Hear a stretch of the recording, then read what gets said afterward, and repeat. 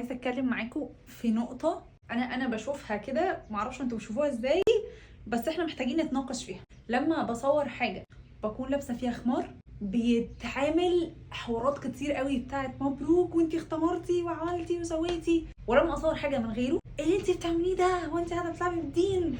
رحتي وجيتي وجربتي وعملتي وسويتي، واو الدين مش لعبه وكلام زي كده كتير. ممكن بس نتفق على نقطه، انه لما شرعت الاحكام بتاعت زي الشرعي شرعت علينا بشروط معينه بدون تسميه لاي حاجه تانية. انا اللي بحاول اطبقه في حياتي بشكل عام، وده اللي انا بشوفه واللي غير فرضاه على حد تاني واللي غير انصح بيه حد تاني، لان انا ما اضمنش كل حد هيركز في الاحكام زي ما انا بحاول اركز عليها ولا لا. انه شروط الحجاب ان هو لا يصف، لا يشف، ما يكونش فيه زينه، ما يكونش محل فتنه، ما يكونش.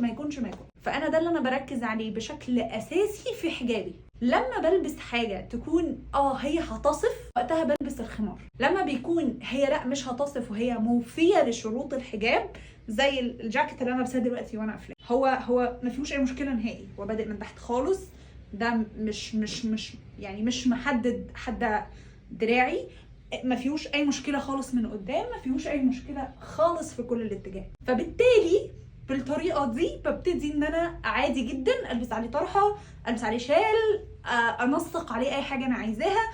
الفكره اني اكون مستوفيه لاحكام الحجاب الشرعي اللي انا بشوفه واللي انا بعمله.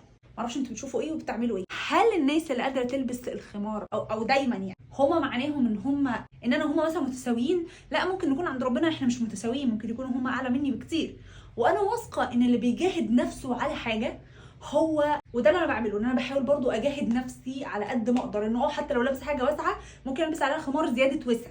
احيانا بفشل في المجاهده مع نفسي، ولكن بستوفي الشروط الاساسيه عشان احط حد اساسي، وعلى اساس الحد ده ابتدي ان انا ادرب نفسي واشتغل مع نفسي، وان انا ابقى عزيمه اقوى شويه مع نفسي. ففي حدود اساسيه انا ما بتعدهاش، في فضائل وحاجات زياده غيري بيعملها انا لسه ما وصلتلوش، زي الناس المختمره طول الوقت حتى لو لابسه حاجه واسعه وما فيهاش اي مشاكل، وزي الناس اللي منتقبه، وزي الناس اللي بتلبس بيشه فوق النقاب. وباختلافهم بقى انا واثقه ومتاكده انهم افضل مني مرتبه بمراحل.